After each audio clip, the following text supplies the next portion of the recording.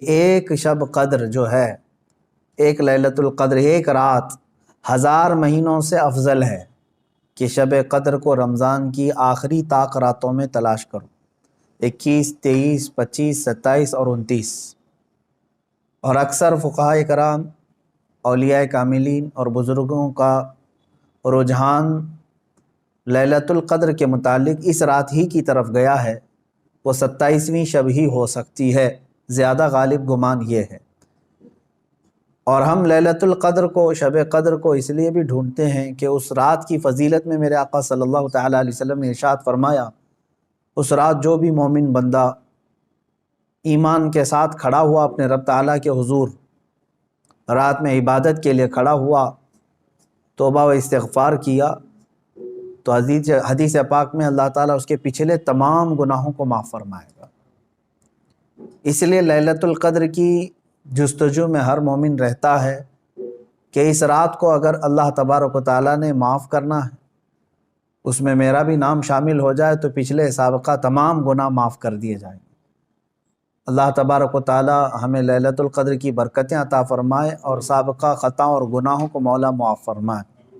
میں تمام مومنین سے یہی کہوں گا کہ یہ رات جس کے متعلق قرآن کہتا ہے لیلۃ القدر خیر من الف شہر، یہ ایک شب قدر جو ہے، ایک لیلۃ القدر، ایک رات 1000 مہینوں سے افضل ہے۔ 1000 مہینوں سے افضل ہے۔ 1000 مہینے کئی سالوں میں ہو جائیں گے جب آپ اس کو ترتیب دیں گے۔ 1000 مہینے تو کتنے سال بن جائیں گے، تو یہ اتنے سالوں سے بہتر ایک رات ہے۔ یوں سمجھ لو پوری زندگی عبادت کرنا ہے ایک طرف، اور لیلۃ القدر کی اس مقدس گھڑی میں عبادت کرنا ہے ایک طرف۔ اس لیے اس رات کو ضائع ہونے نہ دیں۔ جو لوگ اس رات کو عیش و عشرت میں اور ادھر ادھر بیٹھ کر کے یا پھر گھومنے پھرنے میں، بائک رائڈنگ میں اور لوگوں کے تماشے دیکھنے میں جو گزارتے ہیں، میں سمجھتا ہوں وہ بہت بڑے حرمہ نصیب ہیں۔ انہوں نے اپنی قسمت میں ملی ہوئی اس رات کو اپنے ہاتھوں ضائع کیا، ہلاک کیا۔ اور اسی لیے میرے آقا صلی اللہ تعالیٰ علیہ وسلم کی حدیث بھی ملتی ہے، وہ شخص تباہ و برباد ہو جائے، ہلاک ہو جائے جو رمضان کو پایا مگر اس کی قدر نہیں کیا۔ اب حضور پاک صلی اللہ تعالیٰ علیہ وسلم نے اس کے لیے دعائے ہلاکت فرمائی ہے، تو ایسا بندہ تو ہلاک ہونا ہی ہے، ایسے کو تو برباد ہونا ہی ہے جو رمضان پایا لیکن اس کی قدر نہیں کر سکا۔ تو میرے عزیزو، میں تمام نوجوانوں سے یہی کہوں گا، تمہارے لیے کھیلنے کودنے اور دوسرے کاموں کے لیے اور بھی بہت سارے اوقات ہیں، لیکن اس پاکیزہ وقت کو اس طرح ضائع نہ کرو۔ اور جو دیکھنے میں ملتا ہے، اس رات کو لوگ دوست احباب کے ساتھ نکل پڑتے ہیں، چلو عیش و عشرت کرنا ہے، کچھ گھومنا ہے پھرنا ہے، لوگوں کو پریشان کرنا ہے۔ اب تو حالات لاک ڈاؤن کے ہیں، باہر اگرچہ جانے نہ ملے مگر اپنے نوجوان بچے اپنے ہی محلے میں لوگوں کو، پولیس کو پریشان کرنے کے لیے نکلتے ہیں۔ تو کیا یہ رات اس طرح کے عیاشیوں کے لیے آتی ہے؟ کیا تم اس کو اوروں کی طرح، غیروں کی طرح سمجھتے ہو کہ انٹرٹینمنٹ کی ایک رات ہے، دوسروں کے تہواروں کی طرح رقص کرنا، ناچنا، شراب پینا، معاذ اللہ؟ یہ وہ رات ہے جو تمہارے سابقہ گناہوں کو معاف کرنے کی بشارت لے کر کے آ رہی ہے۔